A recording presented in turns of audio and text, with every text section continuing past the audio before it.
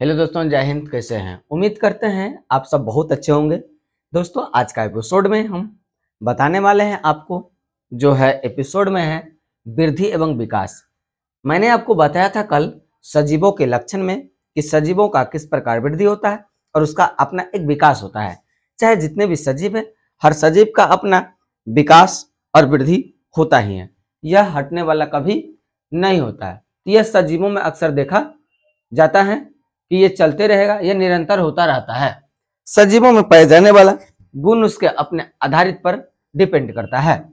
तो जितने भी सजीव है, सभी सजीवों में क्या होता है, सभी के सजीव वृद्धि एवं विकास के काम करते हैं। चाहे इस दुनिया के कोई भी ऐसा सजीव है बचा हुआ नहीं जो अपना वृद्धि एवं विकास नहीं करता है। अब बात आती है आपका शोषण का। शोषण का मतलब क्या है? हम लोग जो सांस लेते हैं प्राकृतिक में पाए जाने वाले ऑक्सीजन का, उसका क्या करते हैं? खींचने, यानी कि सांस लेते हैं। सांस लेने की प्रतिक्रिया जो है, सांस लेने की क्रिया ही शोषण कहलाता है। जब हम लोग शोषण करते हैं, शोषण करते समय क्या होता है कि शोषण के द्वारा जो ली गई ऑक्सीजन होता है, ऑक्सीजन में क्या होता है, ऑक्सीजन से भोजन का क्या होता है, ऑक्सीकरण होता है। क्या होता है? ऑक्सीजन के सांस के रूप में ऑक्सीजन ली गई जो हवाएं होती है, ऑक्सीजन, वही ऑक्सीजन क्या करता है? भोजन का ऑक्सीकरण करता है। इसी के साथ यानी कि CO2 कार्बन प्लस जल, इसके साथ साथ ऊर्जा यानी कि एटीपी भी हम लोग इस बोलते हैं। क्या बोलते हैं? एटीपी।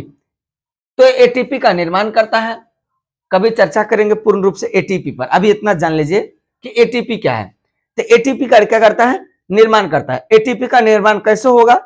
तो एटीपी का निर्माण करने के लिए जो हम लोग भोजन का ग्रहण करते हैं, ग्रहण भोजन को सांस के द्वारा रूप में लिया गया जो भी ऑक्सीजन होता है, उसी ऑक्सीजन के साथ क्या होता है? उसका खेला होते रहता है। तो अगर वो खेला होते रहता है, क्या होता है? वही मेन काम फंडामेंटल के रूप में करते रहता है। तो समझ में आ गया आपका। और यह जो है क्रिया सभी सजीव में प्रयत्न पाई जाती है। जितना सजीव है उस सब में पाया जाने जाता है। आपको ग्लूकोज का सूत्र मालूम होगा, नहीं मालूम है तो मालूम कर लीजिए। ग्लूकोज का सूत्र होता है C6H12O2। क्या होता है? C6H12O2। यह ग्लूकोज है। ग्लूकोज का निर्माण हमारे बॉडी में होता है। कहां होता है? तो ग्लूकोज का निर्माण हमारे बॉडी में होता है। और बॉडी में जब होगा तो पूरा फैलेगा कहां? बॉडी के अदर पार्ट में भी इसका फैलाव होगा। तो क्या हुआ? यानी कि गैस निकलता है, यानी ग्लूकोज निकला। ग्लूकोज निकल कर क्या बनाया? C6O2। क्या? यानी कि 6 अणुओं के साथ जो होता है कार्बन मिल करके 2 ऑक्सीजन प्लस CH2O, इसके साथ ऊर्जा। एक बात बताइए, ये तो आपको पता चल गया कि किसका सूत्र है? ये ग्लूकोज का है। क्या है? ग्लूकोज का। O2 ऑक्सीजन, CO2 यानी कार्बन, कार्बन प्लस जल प्लस ऊर्जा। क्या कर रहा है? कार्बन प्लस जल प्लस ऊर्जा। इसके साथ जो है पूर्ण रूप से क्या करता है? एटीपी का निर्माण करता है। हमारे जीवन में कार्बन का भी बहुत महत्व है। अगर कार्बन नहीं होगा तो शायद जिंदगी थोड़ा कष्टमय समझिए हो जाएगा, या फिर जिंदगी ही नहीं हो पाएगा।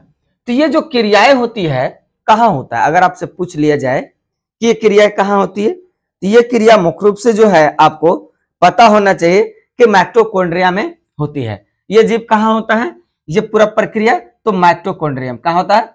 माइटोकॉन्ड्रिया में। कहा? माइटोकॉन्ड्रिया में होती है। ये काम कहां होती है? तो माइटोकॉन्ड्रिया में ये काम होता है। समझ में आ गया? तो ये पूरा फंक्शन जो है कहां चलता है? माइटोकॉन्ड्रिया में। अब आपसे अगर बात कहा जाए, ये तो समझ में आ गया आपको कि वृद्धि एवं विकास में इस प्रकार का काम होता है। अगर आपसे पूछा जाए उत्सर्जन, क्या कहा जाए? उत्सर्जन का मतलब ही है क्या? अवशिष्ट को बाहर फेंक देना। क्या करना? अवशिष्ट को बाहर फेंक देना।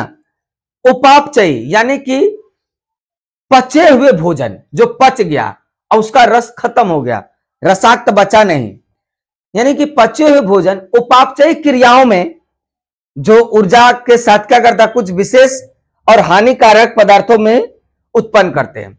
कुछ विशेष तो कुछ हानिकारक पदार्थों का उत्पन्न करते हैं। और यही उत्पन्न पदार्थ क्या करते हैं? तो हमारे लिए एक प्रकार का समझिए कि काम करने का काम करता है। और इस चीज को बाहर निकालना भी बेहद जरूरी होता है। मलमूत्र परित्याग करते हैं, यह उत्सर्जन होता है। क्या होता है? उत्सर्जन होता है। जैसे हम लोग कह दिया है, अगर एग्जाम्पल में पूछ जाए उत्सर्जन का, एग्जाम्पल में जैसे क्या? यूरिन यानी पेशाब। पेशाब में क्या? तो यूरिया। पेशाब में क्या है? तो यूरिया है। क्या है? यूरिया। पेशाब में क्या है? तो यूरिया। और यूरिक अम्ल पाया जाता है किसमें? उसके साथ यूरिक अम्ल। क्या है? यूरिक अम्ल। क्या है ये? यूरिक अम्ल। ये भी आपको समझ है, यूरिया और यूरिक अम्ल। इसी के साथ साथ अमोनिया। क्या? अमोनिया। घबराना नहीं, अमोनिया। क्या है? अमोनिया। ये तो आपको पता चल गया। एग्जाम्पल में उत्सर्जन का उदाहरण में ये पेशाब से यूरिन, पेशाब जो है उसमें क्या? यूरिया, उसमें यूरिक अम्ल, अमोनिया, ये तो आपको पता है। अमोनिया, कार्बन, CO2, ETC, यहीं तक रखते हैं। तो ये सारा चीज देखा जाता है किस पर? तो उत्सर्जन के होता है। और उत्सर्जन जो है इन सभी पदार्थों को क्या करता है? शरीर से बाहर निकालने को जो काम हो, यही उत्सर्जन कहलाता है। क्या कहलाता है? शरीर से जो है इन सारे पदार्थों को जब बाहर निकाल दिया जाता है, और बाहर निकालने की प्रक्रिया क्या कहलाता है? तो उत्सर्जन कहलाता है। कोशिश कीजिएगा कि याद रखें, भूलिएगा नहीं, तब आपको बड़ा मजा आएगा।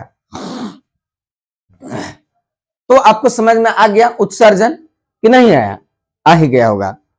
बड़ा अच्छा से एकदम शांति में ऐसे पढ़िएगा। उत्सर्जन समझ आ गया। अब एक बात आता है उद्दीपन के प्रति अनुक्रिया। क्या आता है? उद्दीपन के प्रति अनुक्रिया। क्या?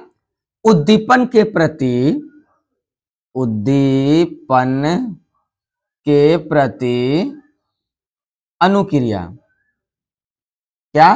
उद्दीपन के प्रति अनुक्रिया। सबसे पहले इस बात को आप बताइए कि उद्दीपन क्या है। उद्दीपन आपको नहीं पता है तो उद्दीपन जानिए। क्या जानना चाहिए?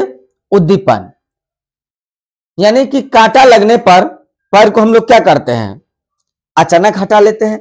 चोट लगा, दर्द महसूस कर रहे हैं, कांटे ठोक रहे हैं, हाथ में पड़ गया कील की जगह हथौड़ा, तो क्या हुआ?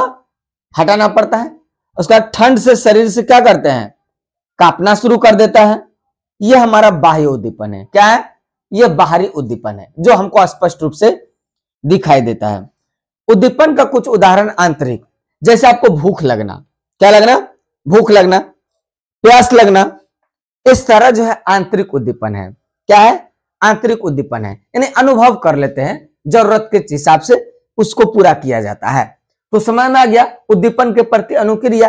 यानी कांटा चुभा, शीशा कट से पैर पड़ गया, इसके साथ साथ चोट लग गया, ब्लड निकलने लगा, इस तो हम देखते हैं कि बाहर का अनुक्रिया है। लेकिन आंतरिक में क्या होता है? भूख, प्यास, पेट में दर्द होना, इस तरह आंतरिक उद्दीपन होता है। अब आता है जनन। क्या आता है? जनन। क्या आता है? जनन। जनन, जनन। जनन को मतलब होता है आपको जन्म। जनन का मतलब जन्म। प्रत्येक जितना जीव है, सभी जीव क्या करते हैं? अपने जैसे जीवों को उत्पत्ति करता है। क्या करता है? प्रत्येक जीव अपने जैसे जीवों को उत्पत्ति करता है।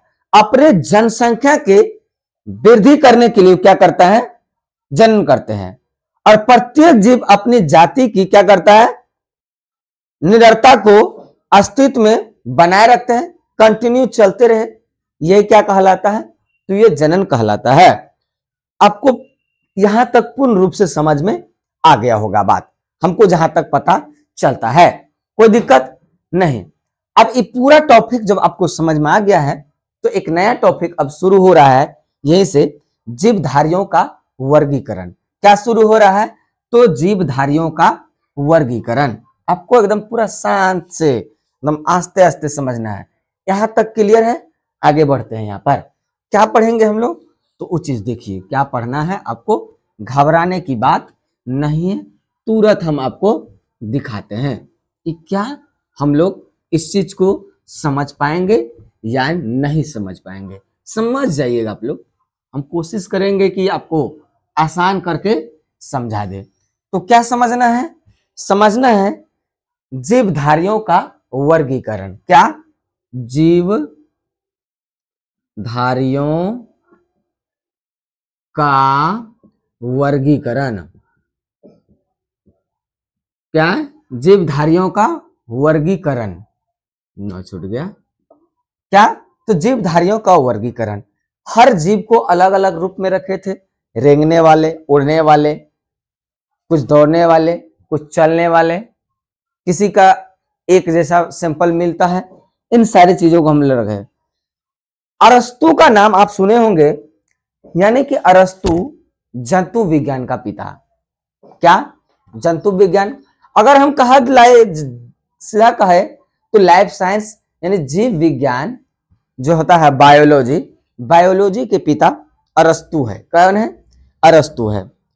और अरस्तु क्या किया कि सजीवों को वर्गीकरण दो भाग में कर दिया, एक जंतु का, दूसरा पादप का। एक क्या? जंतु का, दूसरा पादप का। जंतु में आ गया जीव, जंतु, इस सारा आ गया, जानवर, मवेशी, ये सब आ गया। और पादप में क्या क्या आ गया? पेड़, पौधे, फूल, ये सब आ गया। एक वैज्ञानिक हुए लिनियस। कौन हुए? लिनियस। लिनियस का कहानी बड़ा रोचक है। लिनियस का कहानी क्या है? बड़ा रोचक है। लिनियस जो है अपना एक पुस्तक लिखा और उस पुस्तक का नाम है सिस्टम नेचर। क्या है? System nature. सिस्टमेटिक नेचर में उन्होंने लिखा है कि सभी जीवधारियों को पादप व जंतु जगत में वर्गीकृत किया गया है। जितना जीव जंतु है सभी को पादप और जंतु में क्या किया गया? वर्गीकृत किया गया है। और लिनियस ने कहा है कि आधुनिक वर्गीकरण प्रणाली का पिता माना जाता है लिनियस को। क्या माना जाता है? आधुनिक वर्गीकरण का अगर बायोलॉजी की दृष्टि से देखा जाए तो बायोलॉजी में आधुनिक दृष्टिकोण से कहा जाए तो आधुनिक दृष्टिकोण से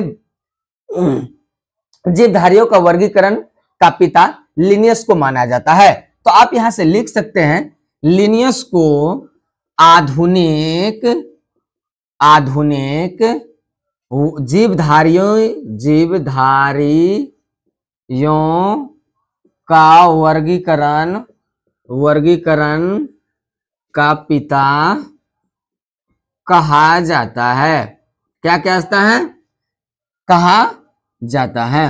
लिनियस जो है जीव को बांट दिया, जीवधारी को कहा जितना है सब या तो पेड़ है या तो जानवर है। क्या है? या तो पेड़ है या तो जानवर है। ये बात कहा, यही कारण से उसको कहा कि चलो भाई तू ही एक बाप बनो, तू ही एक क्या है? अब्बू जान है। यहां तक रख दिया क्योंकि ये बात जो है इसलिए कहा गया कि उनके द्वारा की गई जो वर्गीकरण है उस वर्गीकरण में के आधार पर आधुनिक वर्गीकरण का जो है नींव रखा गया। आधुनिक वर्गीकरण का क्या किया गया? उसका नींव रखा गया। कुछ हम बताएंगे सिद्धांत और उसके परिवर्तक करता। चलते हैं एक सिद्धांत लेते हैं। क्या? दो बॉक्स आपको जानना है। एक आता है सिद्धांत, लिखिएगा आपको ऐसे सिद्धांत, दूसरा लिखिएगा आप एक साइड में, आपको लिखना है क्या? प्रवर्तक करता। कौन? प्रवर्तक करता। मतलब कौन सिद्धांत किसने दिया, इस पर हमको जानना चाहिए। सबसे पहले बढ़ता है उत्परिवर्तन का सिद्धांत। क्या आता है? उत्परिवर्तन का सिद्धांत। उत्परिवर्तन का सिद्धांत जो ये जो दिया उत्परिवर्तन का सिद्धांत, ये उत्परिवर्तन का सिद्धांत दिया था उत्पत्ति के। तो इसका नाम है ह्यूगो डी ब्रिज। कौन है? ह्यूगो डो ब्रिज।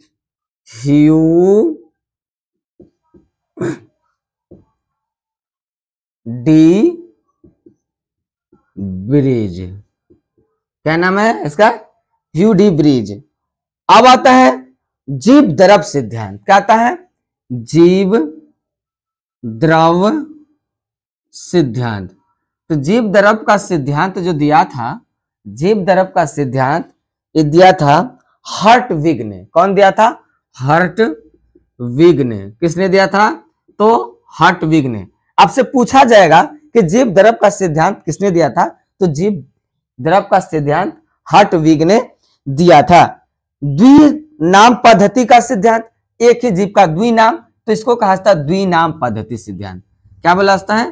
द्विनाम पद्धति सिद्धांत। क्या? द्विनाम पद्धति सिद्धांत। तो द्विनाम पद्धति सिद्धांत जो दिया था, यह दिया था कैलोरस लिनियस। कौन दिया था? कैलोरस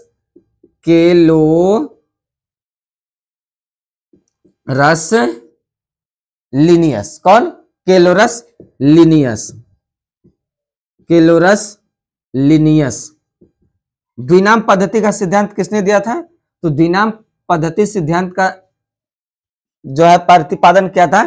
कैलोरस लिनियस। यहां तक तो आपको समझ में आ गया होगा। अब आता है आनुवांशिकता का पिता। आनुवांशिकता का पिता आपको पता होगा, मटर के दाना वाला ग्रेगर जॉन मेंडल। कौन? अनुवांशिकता। अनुवांशिकता ये तो आपको पढ़े भी किया, अनुवांशिकता। तो अनुवांशिकता का पिता कौन है? मेंडल। कौन है? Gregor John Mendel. Gregor John Mendel. कौन है? Gregor John Mendel. मेंडल ने ही सिद्ध किया था कि कौन बौना मटर है, कौन बौना मटर नहीं है, किसका छीमी भरपूर होगा, किसका छीमी भरपूर नहीं होगा। क्योंकि उन्होंने उसके दाने से पता लगाया। क्या इसका अनुवांशिकता मिलता है?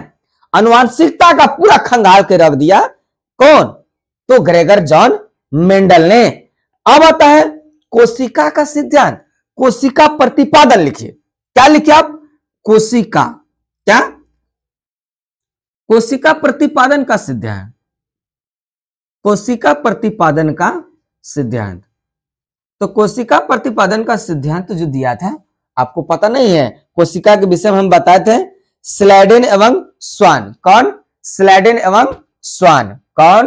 तो स्लाइडेन एवं स्वान।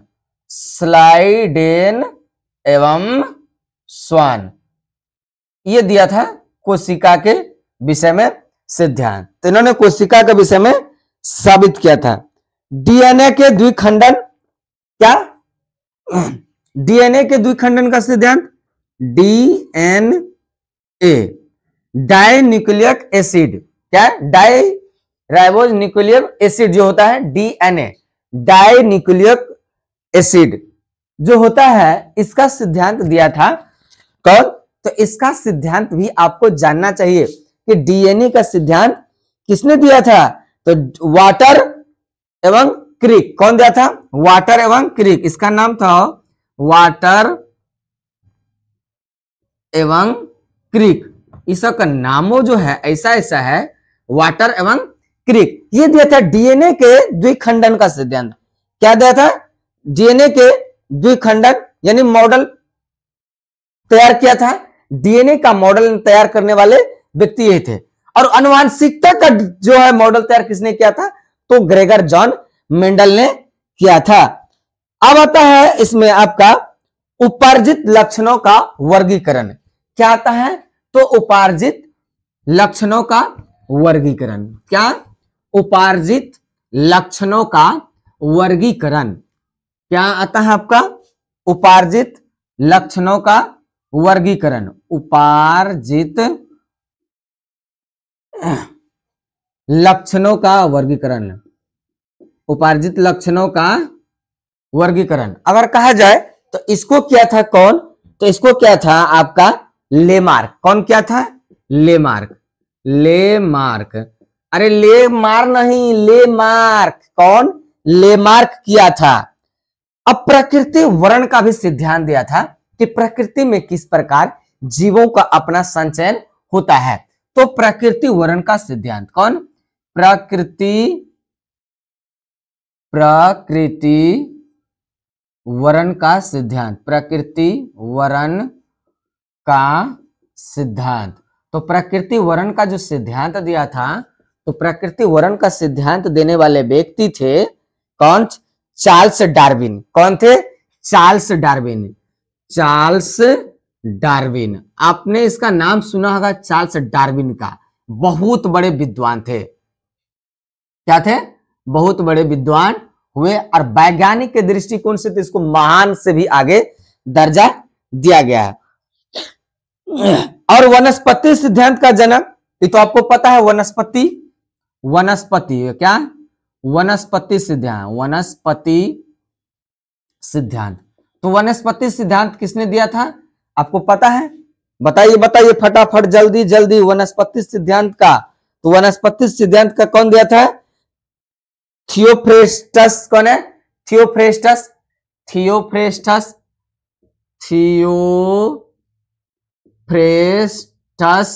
कौन है? थियोफ्रेस्टस। वनस्पति विज्ञान सिद्धांत क्या? यानी कि जूलॉजी के, बोटनी और जूलॉजी, बायोलॉजी को दो टाइप में बांटा गया, एक बोटनी, एक जूलॉजी, जंतु विज्ञान और पादप विज्ञान। तो वनस्पति विज्ञान जो है, यानी जिसको पादप बोलते हैं हम लोग, तो इसको दिया था कौन? थियोफ्रेस्टस। कौन दिया था? थियोफ्रेस्टस। अच्छा एक बताओ, अंतःस्रावी विज्ञान का जनक कौन है? अंतःस्रावी विज्ञान,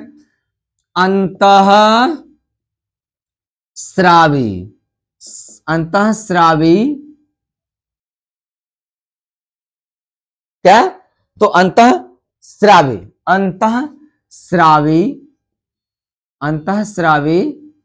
विज्ञान, तो इसका सिद्धांत किसने दिया? अंतःस्रावी विज्ञान का सिद्धांत, जल्दी जल्दी एक नंबर फटाफट, थॉमस दिया था। कौन? Thomas Alva Edison. Thomas Alva Edison. कौन? थॉमस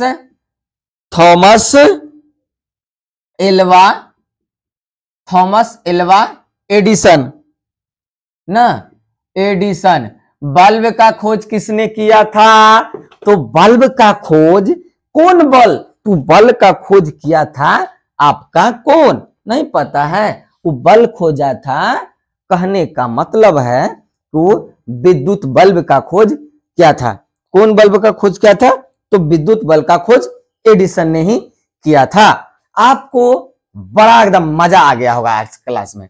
इतना हमने सारे सिद्धांतों का जिक्र किया है, और सारा सिद्धांत आपको अच्छा से समझ में आएगा, तभी जाकर के कुछ समझ में आपको अच्छा से रह पाएगा, और नहीं समझिएगा तो फिर बेकार चला जाएगा। इसलिए आपको पूरा याद रखने की जरूरत है, तब जाकर के आपको कंपटीशन निकल पाएगा, और नहीं तो दिक्कत हो जाएगा।